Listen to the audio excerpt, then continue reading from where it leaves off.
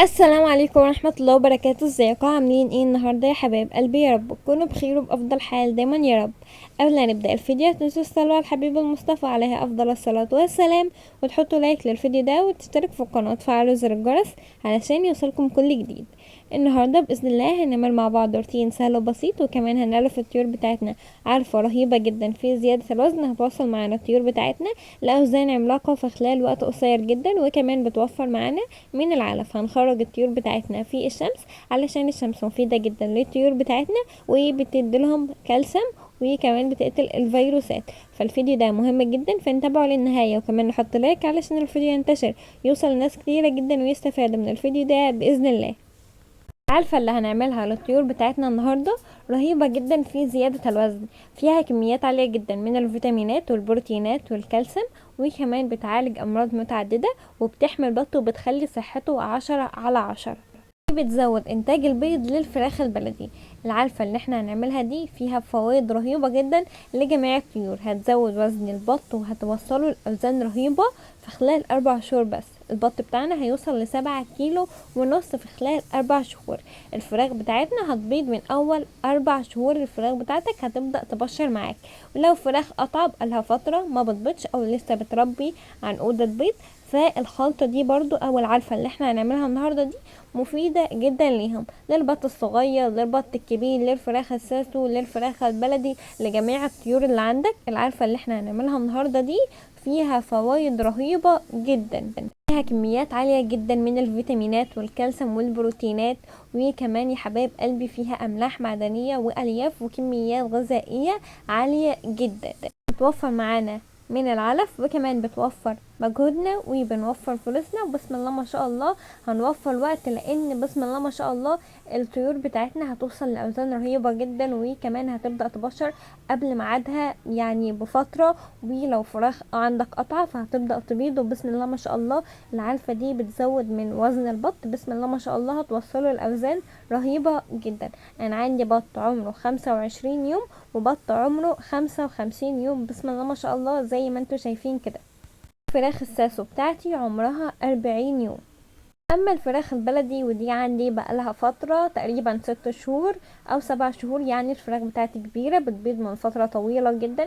بسم الله ما شاء الله كل يوم بتبيض، وكمان حجم البيضة كبير جدا، في بيض بيطلع بصفارين، لان بسم الله ما شاء الله انا مهتمية الوجبات اللي انا بقدمها للفراخ بتاعتي.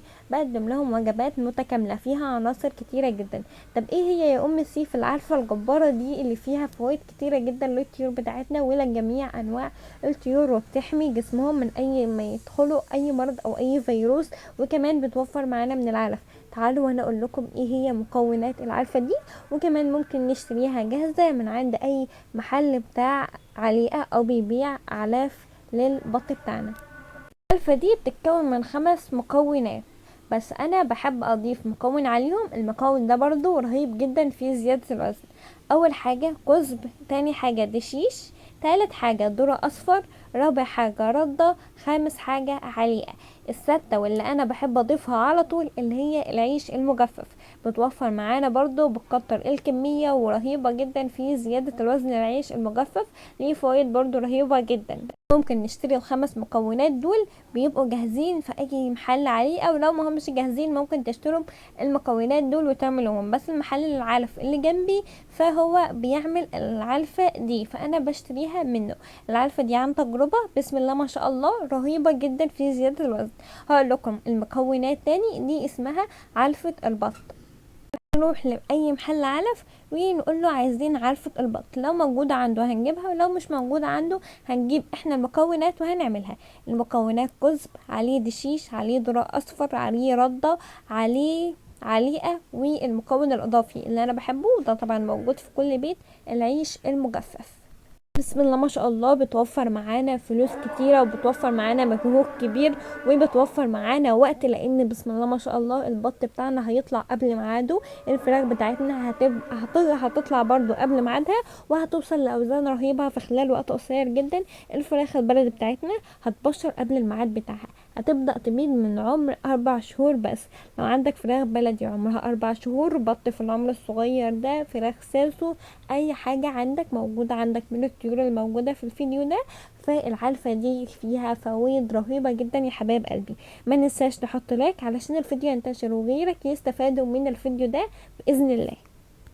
زي ما انتوا شايفين كده بسم الله ما شاء الله، خرجت بقى الطيور بتاعتي كده على السطح، لان الشمس زي ما قلت لكم فيها فوائد كتيره جدا للبط بتاعنا. لو البط بتاعنا بيعاني من اي مشكله، جميع الطيور اللي عندنا بيعانوا من اي مشكله، فافضل حاجه اللي احنا نخرجهم للشمس. وكمان لو الفراخ البلدي بتاعتنا قطع بيض او لسه ما بيضتش، فافضل مكان اللي هو يعني علشان تبيض اللي احنا ما نحبسهاش، نسيب الفراخ البلدي كده بتاعتنا على السطح تنتشر كده في المكان او في المكان اللي احنا مربيين فيه. بس اهم حاجه للفراخ ان هو يكون مكان مفتوح متعرض للشمس، لان بسم الله ما شاء الله لو عملت الحاجات دي للفراخ البلدي الدنيا هتمطر عليك بيض. يعني لو حطيتها على السطح، في ناس كتيره بتحبس الفراخ بتاعتها وتقعد تشك بقى منها اللي هي ما بتبطش، ما هي طول ما هي محبوسه ما هتبطش. اهم حاجه اللي احنا ندي للفراخ بتاعتنا كده الحريه.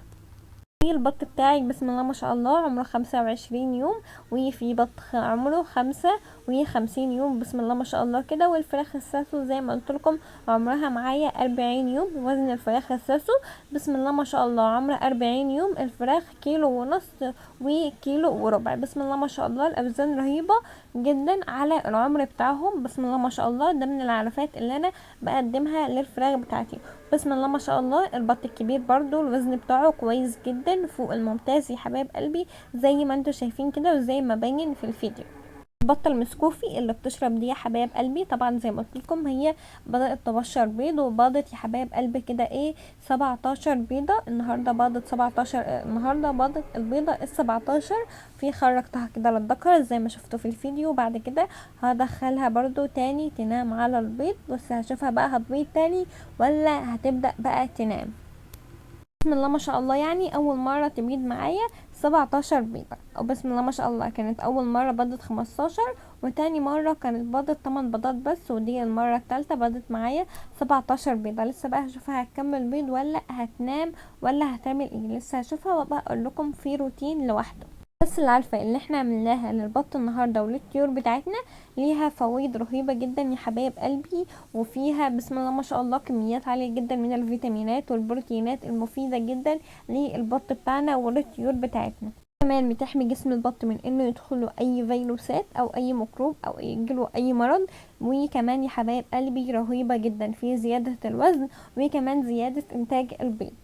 فيها فوائد كتيرة جدا، وكمان بتوفر معانا من العلف وبتوفر مجهود وبتوفر وقت.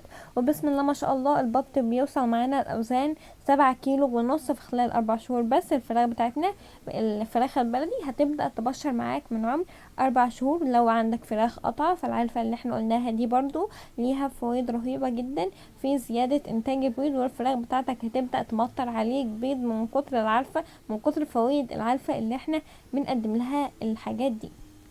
بسم الله ما شاء الله انا كنت بستخدم العلفة دي، بستخدمها على طول، كنت بستخدمها لدورة البط اللي فاتت، وبسم الله ما شاء الله كانت بتوصل معايا البط لاوزان عملاقة جدا. انا ما بطلعش اقول لكم كلمة غير وانا واثقة فيها 100%، واثقة ان هي هتفكم وهتفيد الطيور بتاعكم، علشان كده بطلع اقولها لكم. ما بطلعش اقول لكم اي كلام، ما بطلعش اجيب لكم اي علفات ولا اي خلطات. الحاجة اللي انا واثقة منها مجربها على الطيور بتاعتي قبل كده ولقيت النتائج بتاعتها رهيبة جدا، رهيبة جدا. بتوفر معايا وقت وبتوفر مجهود، بتوفر معايا الفلوس اللي انا بشتري بها من العلف، فبطلع افيد متابعيني الغاليين. لكن اي حاجة بقى مش واثقة فيها، اي حاجة لسه بجربها الاول، وبعد كده لو شفت النتائج بتاعتها فبطلع اقول لكم. فانا كل كلمة بتخرج من بقي فببقى واثقة فيها 100%، وعارفة انا بقول ايه كويس جدا يا حبايب قلبي. بعد كده من بدري عرفت الطيور بتاعتي وخرجتهم على السطح علشان الفراخ كده والبط يستمتعوا كده بالشمس، لان الشمس مفيدة جدا للطيور بتاعتنا. وكمان بتكمل لو البط بتاعنا الكالسيوم ناقص فيه فهي بتكمل الكالسيوم، وكمان مفيدة جدا للبط بتاعنا، بتديله نشاط كده وحيوية وقاعد يلعب كده معانا على السطح. بسم الله ما شاء الله السطح بتاعي كبير جدا بسم الله ما شاء الله. فالفراخ بتاعتي او الطيور بتاعتي تتلاقيهم كده منتشرين كده على السطح كده فرحانين جدا بالاجواء. يا رب يا حبايب قلبي الفيديو يكون عجبكم، ولو عجبكم ما تنسوش تحطوا لايك علشان الفيديو ده ينتشر ويوصل لناس كتيرة جدا ويستفادوا من الفيديو ده.